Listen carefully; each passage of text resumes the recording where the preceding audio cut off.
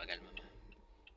Basta una mong tingnan dyan, ma'am, kasi medyo mahirap lumiko sa ganitong klaseng liko. Tingin mo na kayo sa kaliwa.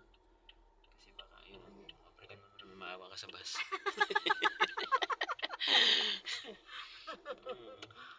Ayun, ma'am.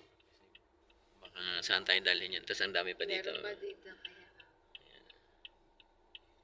Para may ebidensya tayo. Kaya pag turn left kasi ma'am, aahon, kasi paahon tayo, di ba? Akyat ka konti doon sa gitna, saka mo i-turn kaliwa. Kasi pag turn ka kaagad, yun, salubong kayo ni Kuya Jeep doon. Ayan, kagaya mo, wala na. Sige, gas ka. Sige, gas pa. Pag malayo sila, yan, sige po, i-curve mo na, turn mo ng isa. Bitaw sa gas pa, bitaw sa gas. Hintay mo humarap pa. Balik ng isa. Okay, sige, go. Diyan ka banda sa left. Pasok tayo sa lane. Sige, diretso lang. Yung mga markings na ma'am, ano ibig sabihin niya? Ganyan po. Mga solid. Gas pa kayo, gas mo na. Gas mo na kayo. Continuous. Continuous po. No overtaking siya. Bagal pa. Pero si truck po mag-overtake daw siya. Sige lang. Sige lang. Diretso lang. Antay lang kasi may mga sasakyan sa likod.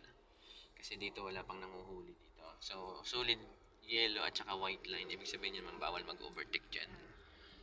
Pero syempre wala naman nanguhuli kaya pwedeng mag-overtake.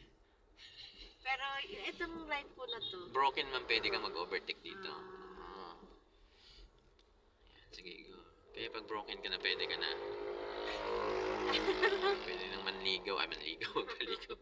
Pero pag solid, ibig sabihin may partner yun. Bawal. Siyempre, yes. Bawal tayo makasakit. Kaya yung isa ko nga estudyante, sabi ko, anong ibig sabihin ng solid? Sabi ko, bawal mga liwa ko yan.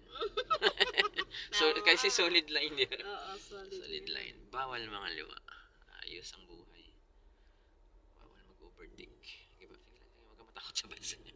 Sinumog pa siya dun eh. May ilag niya. Hindi gawa ng ano ma'am, gawa ng merong obstruction sa ano niya. Kagaya ng si truck. Diba? Sige lang. Di ba mo silang sabayan ang iwas?